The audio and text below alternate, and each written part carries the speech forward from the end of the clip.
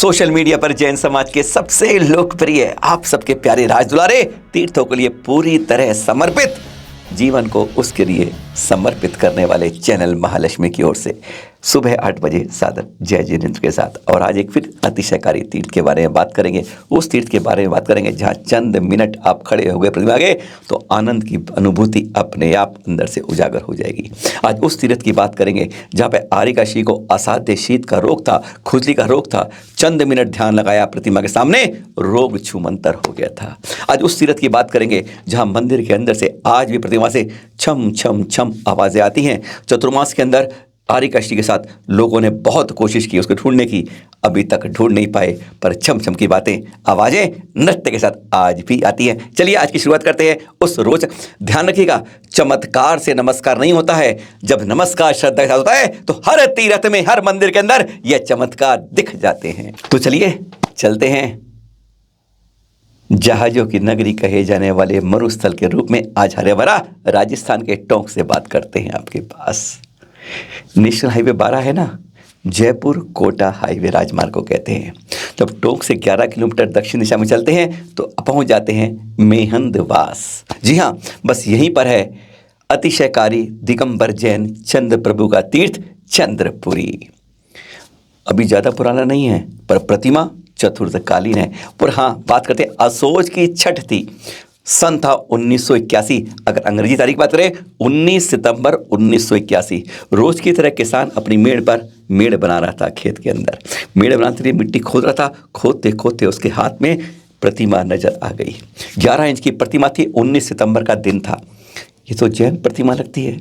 उसने खबर पहुंचाई पास के टोंक के अंदर। 20 तारीख को मीटिंग होती है टोंक के अंदर।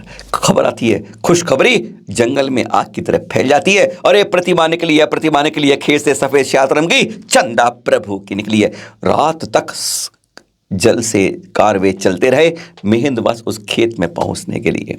जहां से निकली है ना, वहां चरण छतरी बना दी गई है और मंदिर उससे महज 500 मीटर दूरी पर है। चरण छतरी से यह मंदिर जो आप देख रहे हैं, खास बात मूल वेदी में है चंदा प्रभु, चतुर्थकालीन प्रतिमा है। इस पर लिखा हुआ है संवत 135, जो अब पढ़ा जाता नहीं जाता है। जब आप नज़र से देखेंगे तब आप समझ पाएंगे। 11 इंच की प्रतिमा है, श्वेत श्याम और इतनी मनोहारी।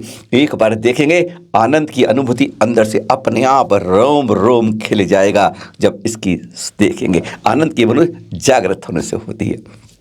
मीटिंग हुई, मंदिर बना और यहाँ पर अतिशय होते जा रहे हैं। वैसे यहाँ पर 3 वेदी हैं।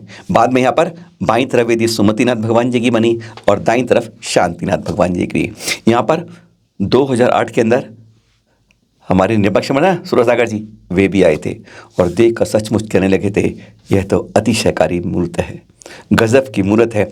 2013 में आचार्य इंद्रनंद जी का चतुर्मास हुआ, तब यह दूसरी वेदी और तीसरी वेदी और गगनचुंबी मान स्तंभ का निर्माण हुआ। 2014 में यहाँ पर महापंचकल्याण उत्सव हुआ और अब असोज कृष्ण षष्ठी के दिन यहाँ पर महावार्षिकोत्सव होता है। रथ यात्रा होता है। पूरे मेहंदवास जैसे यहाँ पर उमड़ जाता है। ऐसे वार्षिकोत्सव के अंदर यहाँ पर जो आता है, कहते हैं मन की भावनाएं जो लेकर आते हैं, एक बार दर्शन करिए, ध्यान लगाइए, मूर्त बन जाइए, भगवान के साथ हाथ में हाथ धर के श्रद्धा नमन के साथ आपकी मनोकामनाएं अपने आप फलीभूत हो जाती हैं। एक बार आता है वह बार बार आने को उसका मन कर जाता है। मेहंदवास में किसी बुजुर्ग से पूछ लीजिएगा, वह बता देगा कहानी क्या चमत्कार है। हर किसी को मालूम है, तारीख तक याद है, असोज कृष्ण की 19 सितंबर 1981। और फिर यह सब तारीखें उनको जुबानी याद होती हैं जब किसी से आप यहाँ पूछते हैं। 24 अप्रैल 1989 का दिन एक बुजुर्ग ने बताया हमें कि यहाँ की खास बात थी। कहते हैं उस रात चोर यहाँ से मूर्तियाँ लेके चले गए। जैसी मूर्ति ली, पर कहते हैं 24 घंटे भी लगे, पास ही मूर्ति मिल गई, जैसे किसी ने बाद में लाकर रख दी हो। यह अतिशयकारी प्रतिमा ऐसी है, जो कोई इसको छूने की कोशिश करता है गलत तरीके से, उसके घर में अपने आप परेशानी का कहते हैं पहाड़ टूट जाता है।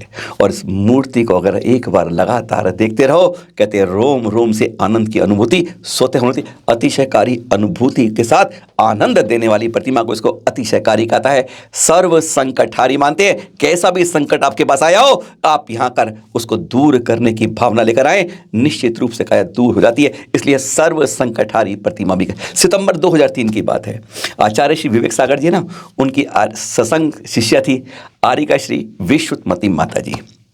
वह आई थी यहाँ पर, उन्हें असाध्य शीत का रोग था, बहुत तेज दर्द था और बहुत पीड़ा थी। उस शीत में साथ में खुजली बहुत थी, परेशान थी। वह आते हुए ठहरी हैं, प्रतिमा को देखा, मनोहारी प्रतिमा गदगद हुई और फिर वहीं पर चंद मिनट कहते हैं उन्होंने ध्यान लगाया। बुजुर्ग लोग आज भी बताते हैं जिन्होंने उसको देखा था क्षण को जब वो लेकर आए थे, कहते हैं उनकी जो बीमारी कई दिनों से थी, हफ्तों से थी, वह यहाँ पर चंद मिनट के अंदर छू मंतर हो गई थी।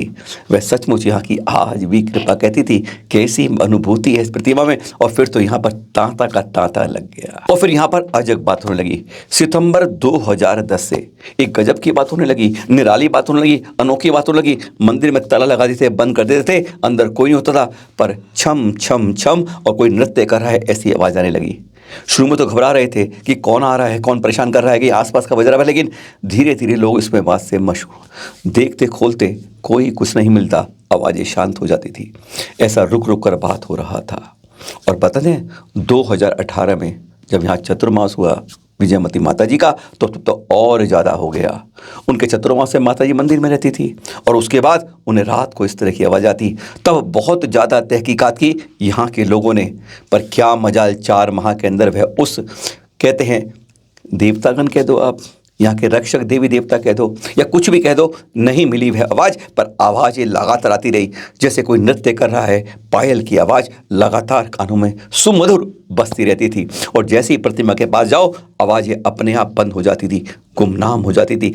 आज भी लोग इस बार को उंगलियां दबा लेते हैं दांतों तले, ऐसे अतिशय की बात करके। एक बार आकर देखिएगा, बस इतना कहेंगे आप, इस चंदा प्रभु के अतिशयकारी महेंद्रवास के मंदिर के अंदर एक बार दर्शन कर लीजिएगा। 2 नयन है ना, सौधर्म इंद्र तीर्थंकर बालक को देख के पूरे शरीर पे सहस्र नेत्र बनाने की कोशिश करता है और तब भी उसकी नेत्र से प्यास नहीं बुझती है। बस यही सोच लीजिए आप कि जब आपके 2 नयन भी इस प्रतिमा को देखते, प्यास नहीं बुझ पाएगी। फिर मिलेंगे अनोखी जानत। सादर जय जिनेंद्र।